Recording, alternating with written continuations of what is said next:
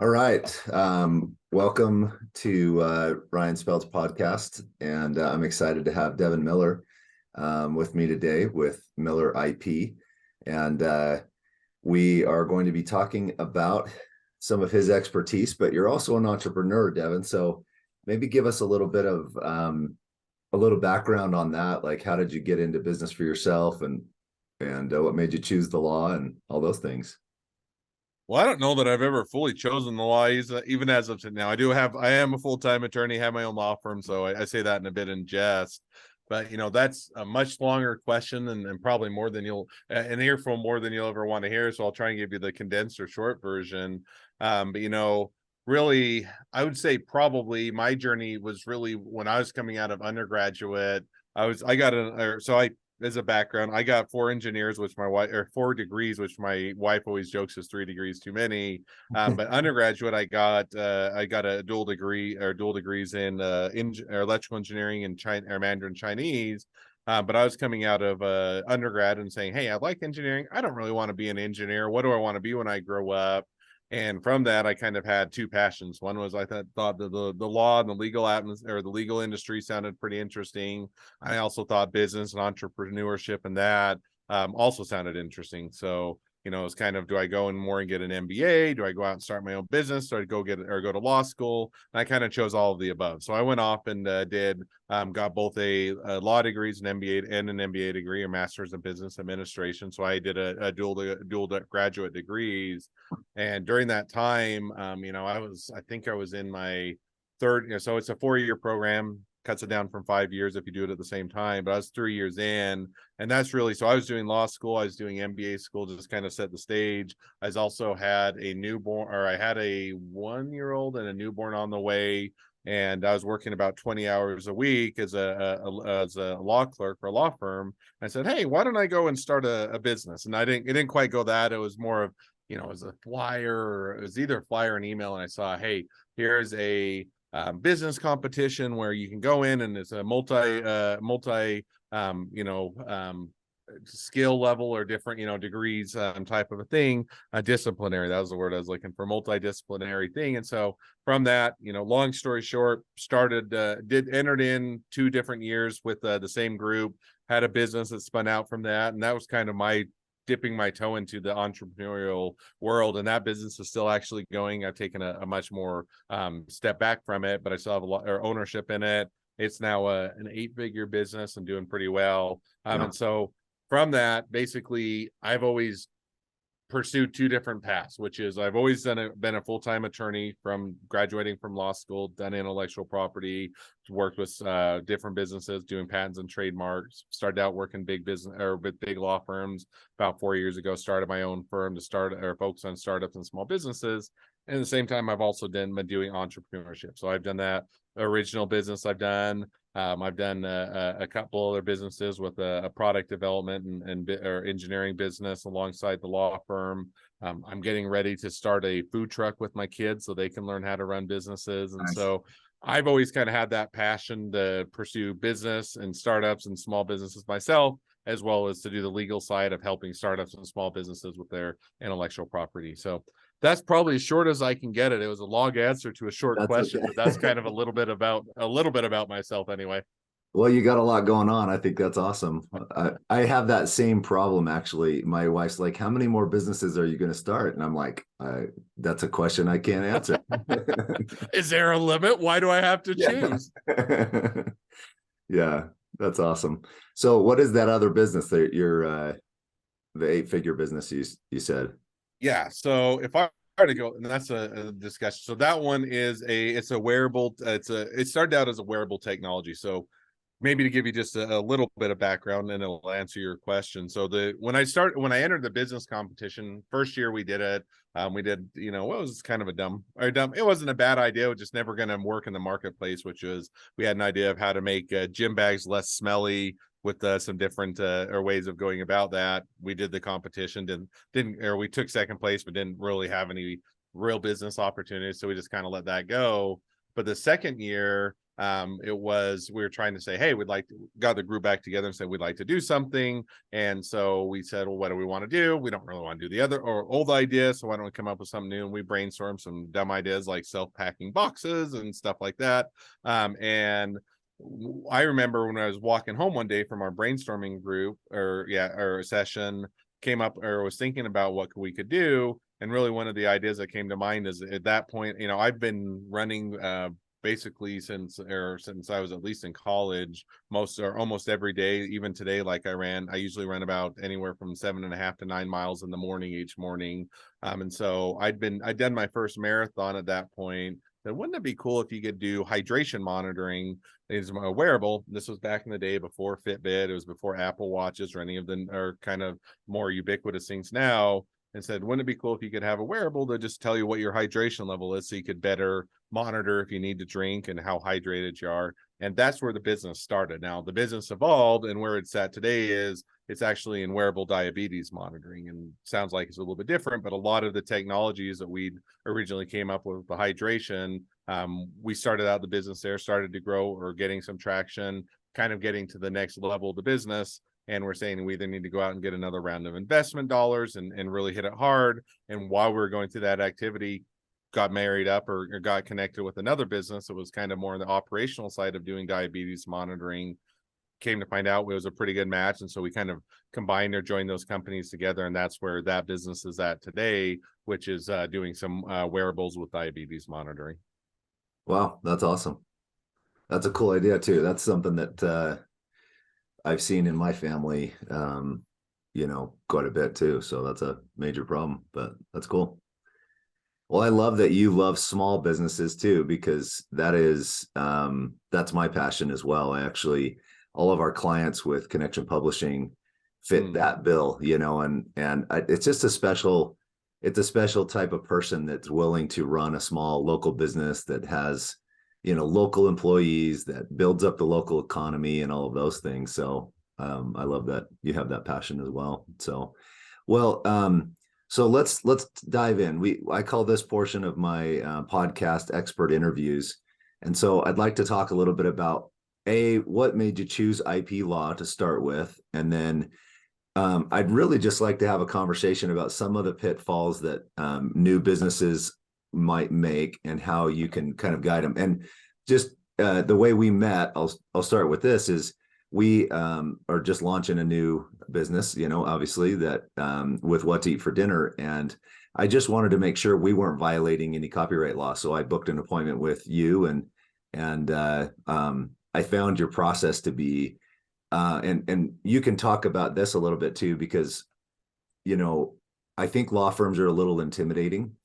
And I'm not as, shy as some would probably be, and I still find them intimidating. And so I went into your website. You were very clear about what you do. You offer a free consultation for anybody who wants it. I knew I needed advice, so I just booked a paid call because I was like, this, I just need to dive in here and get the answers. But you had, 15-minute options, 30-minute options, hour-long options. Like, you made it very easy for me to schedule an appointment with you, and which I thought was awesome. So maybe talk a little bit about why IP, and then a little bit about pitfalls and what you'd recommend. And then the third thing will just be, how you set up your system. I went to a training down at Davis Tech about a month ago, and the trainer or the speaker, he was like, successful organizations have successful systems. And that sat with me really well. I was like, that's the key to having a successful business, is developing those systems, which I think you've done. So anyway, I'll turn it back to you. And that was a lot of questions all at once. I got to get better at this and ask questions one at a time, but No, you're good. And that's what I was going to say, is that there's a few questions in there. I'll hit on as many as my memory allows me to keep in my mind. And then I'll let you follow up with any that I missed. But I think the first question was, kind of why IP, or how did I get into it? And I kind of hit on that a little bit as to, kind of at that there forefront, when you get down to IP specific. So I was coming out of undergraduate degree, had electrical engineering. I liked electrical engineering. I like engineering, figuring out how things work. But the reason I always joke that I didn't want to be an engineer was because I didn't, most engineers, you're a small cog in a very big wheel, meaning you're going to put on a project, usually start out, fairly low level, you're on one project for years at a time. It takes a long time to work through the management to get to an upper level to where you ever have any real decisions impact or or have a bigger purview as to what the projects are. And so I just kind of looked at that and said, that really doesn't fit what I want to do. I don't know that I want to be stuck on one project for a long period of time, being a small cog in a big wheel.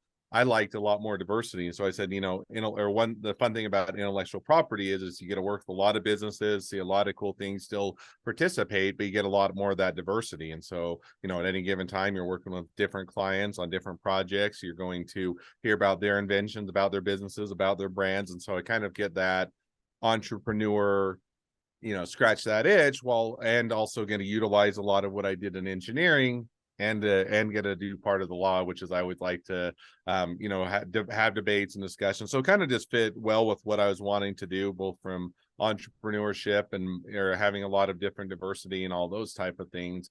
And so that's really kind of what led me into intellectual property. So I've already gotten to I think what is the end of the first question. I already forgot what the second question is. So you're going to have to remind me what the second question was.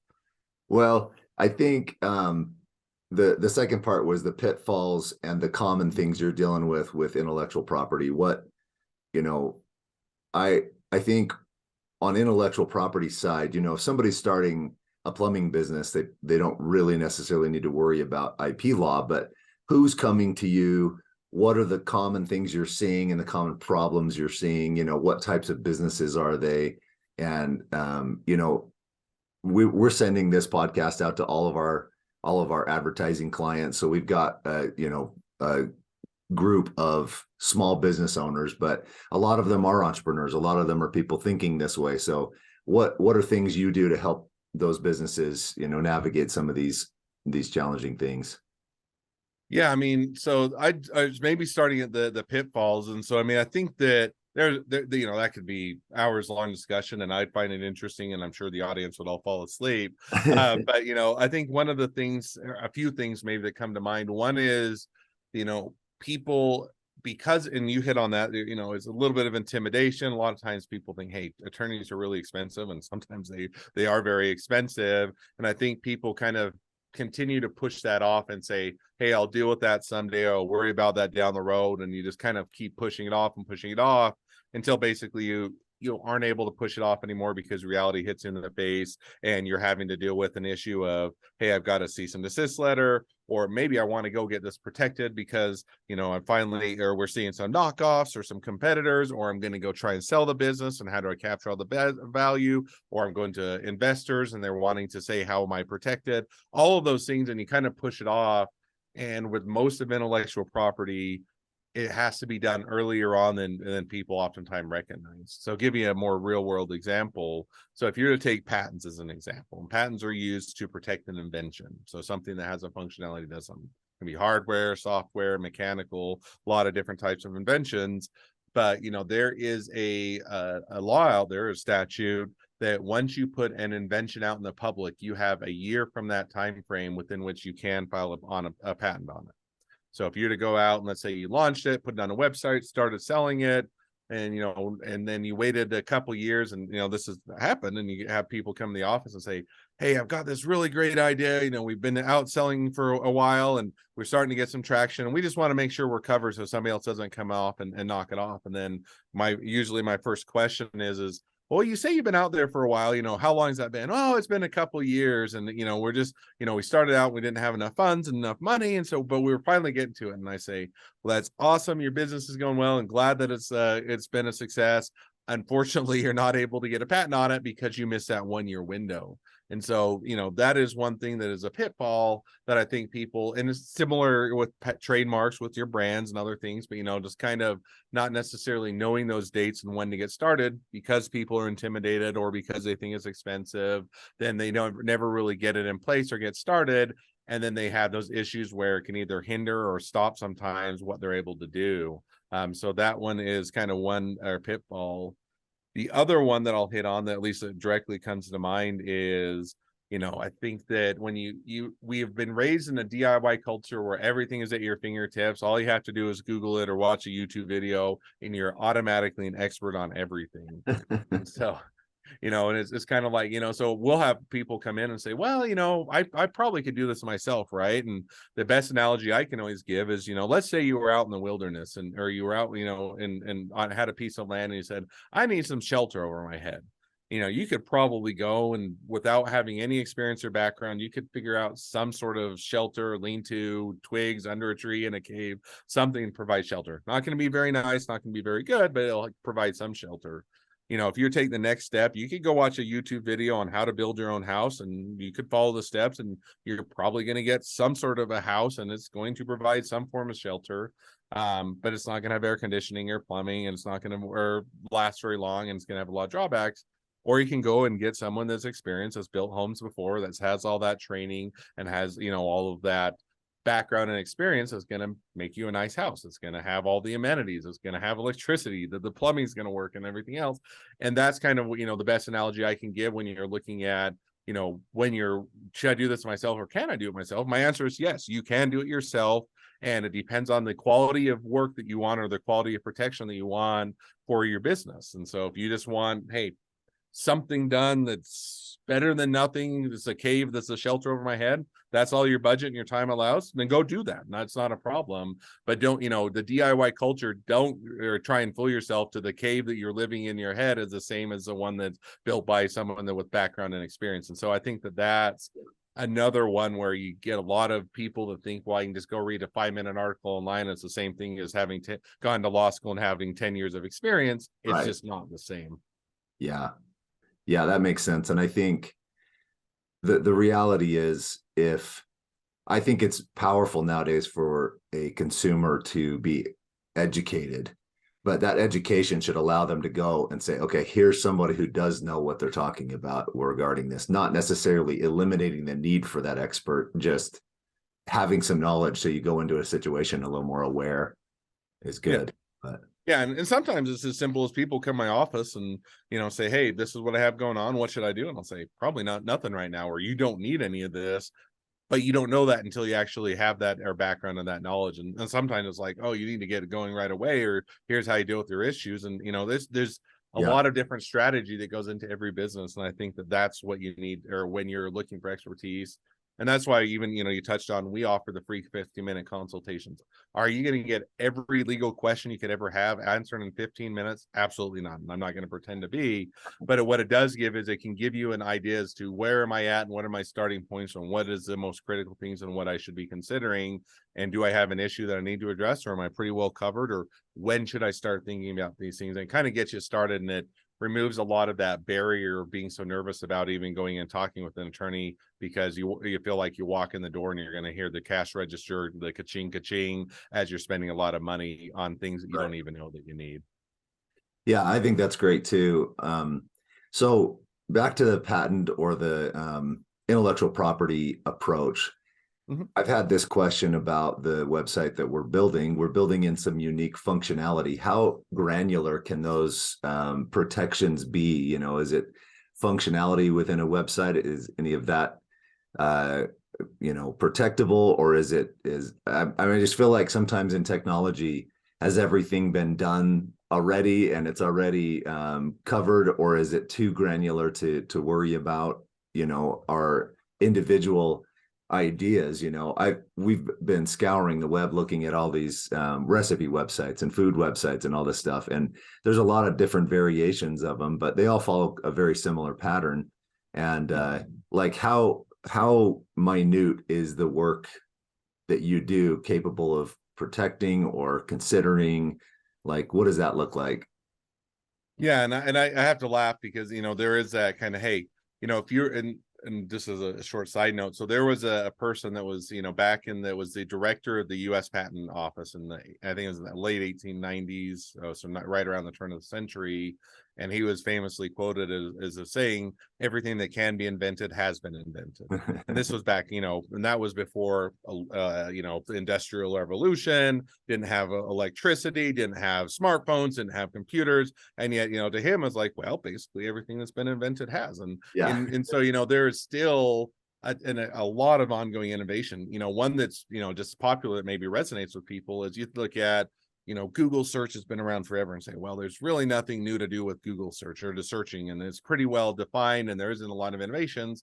And then Microsoft comes along with Chat GPT, which is, for better or worse, making a lot of the rounds and getting a lot of interest, and it's showing, hey, there is another way that we can do that, and we can leverage it and utilizing some artificial intelligence. And that one's a more popular one, but I see it all the time that people are making, whether it's incremental improvements, great or big breakthroughs, different ways of doing things, and all of that.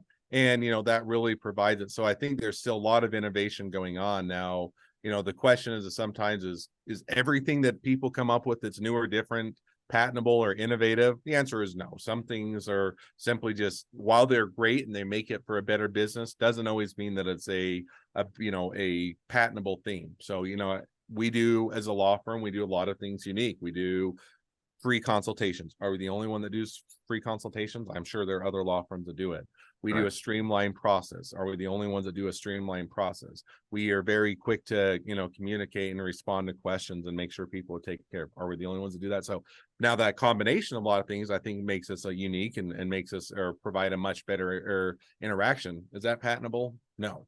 On the other hand, we also have done some things that, this is a whole different discussion, talk about the entrepreneur side. We've created a way that we do lead generation, which is on social media, which I do think is, and we filed a patent on it because it is unique and different. So there are different aspects of your business. Does every aspect mean it's patentable? No. Does it mean that just because you're doing in an industry that's well-defined that you can't innovate anything in there? No. And so now to go on your website, if you're to go to websites are going to be typically hard to patent. In other words, you can, if you have a really unique user interface, maybe, you come up with just a unique way that people interact with it, that might be patentable.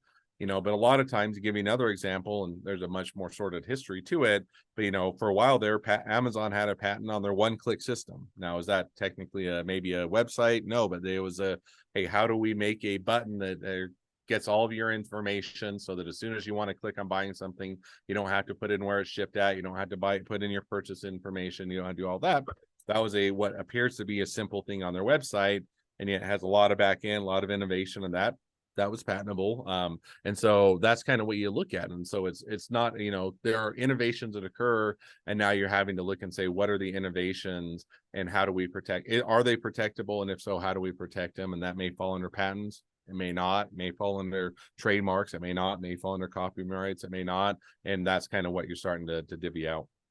Cool. And I think that's what's awesome about you doing a 15-minute free consultation, because it's like, hey, is this something we can focus on or no? And you can give that advice, which is great. So that leads us to our third, my third question from earlier, your systems. You have developed a good little system. I mean, I found you on Google, but I was specifically looking for copyright and, law, and then you popped up, and then you're here locally too, which again, I like, I like supporting local small businesses. And so tell us, how did you develop those systems? Because I only saw one little glitch in the system, and that was the total on the estimate for the charge when it popped up was wrong. But then when but I was like, you know what?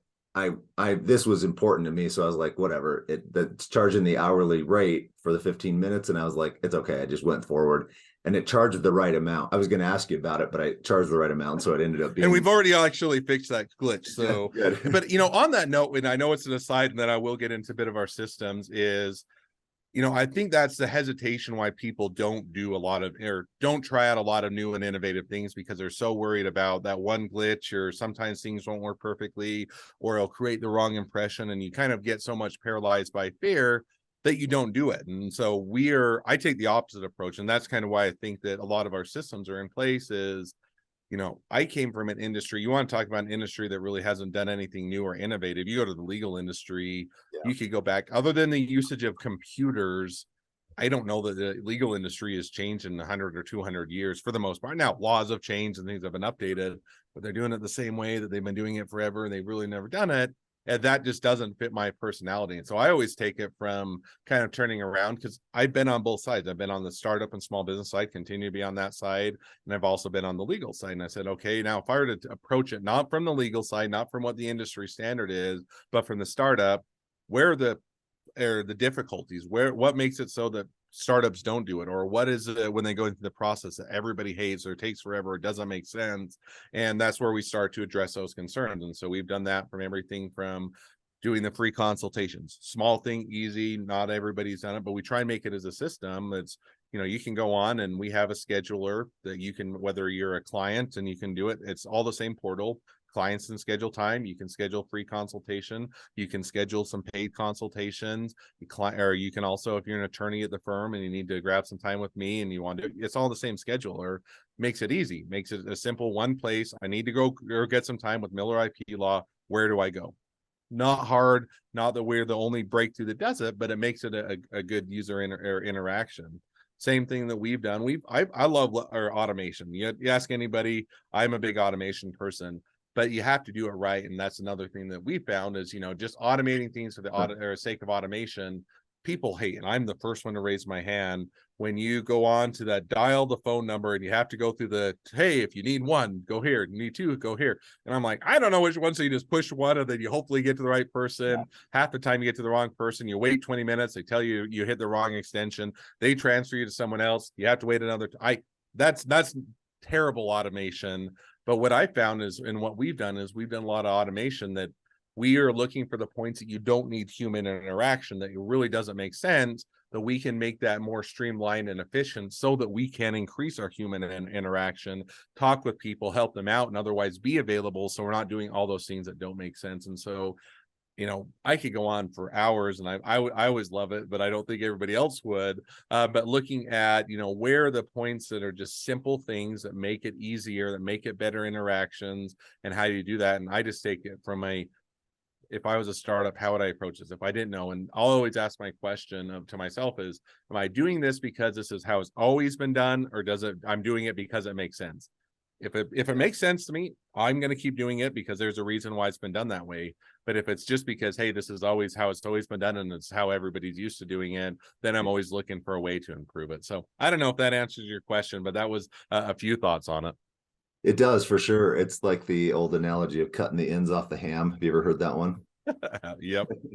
You cut those ends off the ham, and you finally call grandma and say, why do you cut the ends off the ham? She's like, because my pen was too small. I don't know why you do it, but this is why it made sense to me when I did it. Exactly. Well, for me, and I love this stuff too. So, I could probably talk about it forever, but every time I reach a point where there's a bottleneck in our business, where something is not working right, and it causes me stress or challenges every single month or every day, that's when I think, okay, there's got to be a better system for this. There's got to be a better way to accomplish this. And that's why we've built systems the way we've done it. And, not that they're perfect, because they're constantly changing and moving, and then things change in the business, and you have to say, okay, that's not working the way I thought it would work. How could we do it better? And that's pretty cool. So no, I'm right there with you. And like I said, I know I'm harkening back to what I did, but I think you just have to go in and have the mentality that you're going to, and it's kind of, when you're in a startup, you always feel like you're always putting out fires and always fixing things, which is absolutely right. And you'll also get clients that just get mad at you, or people or potential clients who tell you, these are all the things that I think you should do different. And if you did all these things, you'd be a much better business. And, you can always take that, and sometimes you just cuss under your breath and you just get frustrated and mad. But, it does provide an opportunity to say, here's where I can, or look for ways to improve, or what I can do better. Is there a system? Is there a modification? Is there a glitch? Is this just a guy that's being a jerk and I'm just going to disregard it? Maybe, but there's also plenty of times we're saying, here's where I can improve. And even if they are rude about how they go about it, and it's hard to take feedback, looking for those ways that these are the frustrations or pain points that people are hitting on. And if you can figure out ways to address that everybody else is just kind of saying, well, this is how we've always done it, we're just not going to worry about it. I think that's where it provides a lot of opportunity. Yeah, that's awesome. Well, last thing we'll talk about here. If you're talking to a new entrepreneur or someone who is just getting started, I'm going to start it with the thing that I see to kind of trigger your thoughts a little bit, because I'm on the marketing side. We have a magazine company, and so we're selling advertising. I find that most business owners, most business people start with a salesman walking through their door, selling them an ad. What should we put in this ad? And that's the complete backwards of where they should start. Now, we're still going to walk in through their door and sell them something, but they should have already figured out who they're talking to and why they're selling what they're selling and what it does for them. It's that philosophy in the back end first before they're deciding what should we put in an ad, right? Where they allow us to come in and guide that conversation, and then we're trying to figure out what to put in an ad. And so in a lot of the conversations I have, a lot of the podcasts, I have them dig in and figure out why and who first. And so what's the thing you would say to an entrepreneur that's from your expertise, background, your experience? What is that? What are they missing, or what are they not thinking of that you see all the time and could help them with? Yeah, I probably, and going along a little bit and maybe in a different direction, I'm always looking for the way that I can add value to them out of the chute. In other words, if they're walking in and the first thing they do is they feel like they're being sold to, they're going to walk right back out. We've all been in that where, especially when I've been in the stores, and it feels like you walk in and from the very first second, the worst it's on a car lot. The only time that people come is if they think they're going to sell you something, and they just go into their pitch right off the chute. I'm not saying you don't need to sell stuff, but it comes out of the impression of, well, it's off-putting to the person. So one thing that we've done is, even when we do like the free consultations as an example, when you sign up for a free consultation or a paid consultation, or you're signing up to be a client, we have a whole section on here are the things that we are going to do for you for free. Even if you never pay us a cent, we have a podcast. We can have you as a guest on the podcast. We have a place where, hey, answer this question, and we will put it on our website, and it will help we will backlink to your website. It will help you to get good SEO, and it will help you, or help to improve. And you'll also, see all the clients do. We have a marketplace where, we don't get, all we do is link or show what our clients are selling and link to, here's how you can go buy it and support them. None of those out of the chute help us to sell things more. Now, I would argue in the long run it does. It creates an impression that you're helping, but out of the chute, that takes us time, money, and effort that we had to do those systems and put them in place. We have to do a podcast. We don't advertise on the podcast. We don't charge people to come on the podcast. And yet that is one where it feels like, hey, when they come in, they say, hey, even if I don't do anything, I can go on a podcast. I can get exposure for my business.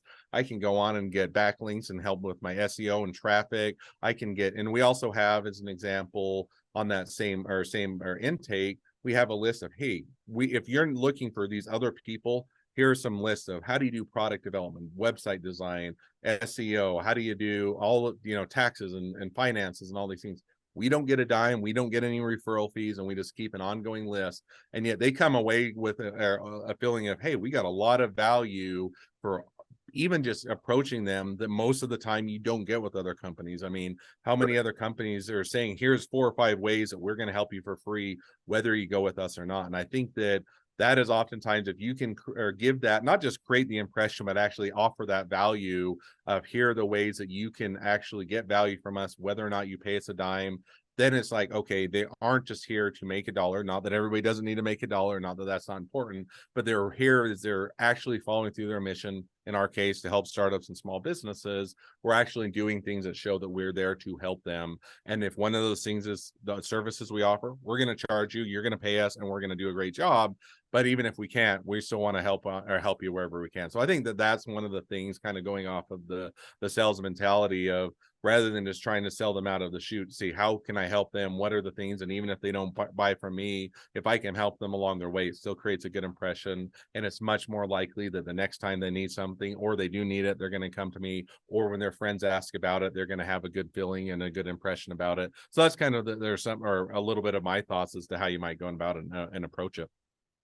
Yeah, I like that, providing a lot of value. And we try to do that too. We make a lot of information available, but what if you're talking to someone who has a pretty standard local business, say a service provider, plumber, electrician, contractor, what would you recommend for them? Same thing. No, I mean, if I were to, let's say as an example, as a plumber, you could come and you could and I'm making up off the top of my head, but give me an example. So we had an HVAC person come out to our house.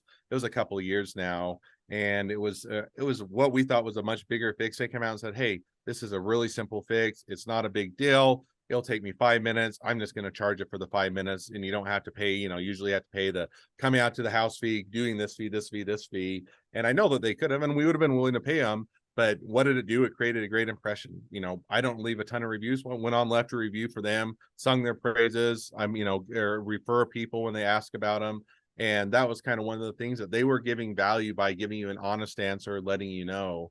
One of the other things that, I know someone else in our community that he's just a local realtor, right? So really just in the local area, doesn't much, but he will go on and there's food trucks. And a lot of times he will let them come and do food trucks with events in front of his office. Doesn't charge them anything, just lets them use the space, and people will come by. Now what does that do? When they come for the food truck, they come for the atmosphere. They also see he's there. They see the office. It gives them, a good impression. And next time they need a realtor, that person will probably come to mind. We have other people, even in our community, that they will do local events, and they will do, things that are just giving back that aren't doing it. Give you another example, and I know I'm just rambling on, but just you asked there what they could do. Yeah. One of the businesses that I do, it is a small family business, makes a few $1,000s a year. The main reason I do it is because my kids get to participate. It's not the food truck, that one's coming, but it's a different one. It's just a small religious item for the church that I'm a part of, which is Church of Jesus Christ of Latter-day Saints, nicknamed Mormons. But it's just a small religious item that people can come on and purchase. And so we'll ship it out in just little mailers. The one of the products we ship out is just a small thing, can go in a little mailer, pretty small. And we will give in that same mailer, every single one we put out, we have a little envelope, we stamp it and say, share one with a friend. So if they order only one, we'll give them a second one free of charge, but it comes in an envelope, so share it with a friend. They get the opportunity to go share with a friend, something fun and different for them. It's free advertising for us. In other words, now they can go out, they're sharing with a friend gets a free product, they get to use it, they're now become aware of it. And so those little things that you're saying, hey, we're just a little or mom and pop shop, little or family or run store, what can we do that's innovative? Little thing like that, I think, can set you apart and make a good impression. So those are a few things I think that you can always be looking for. Yeah, I think that's perfect, because I think there's an intentionality that comes from saying, how can we wow a little bit? How can we make someone think, oh, that was really cool? And Yep.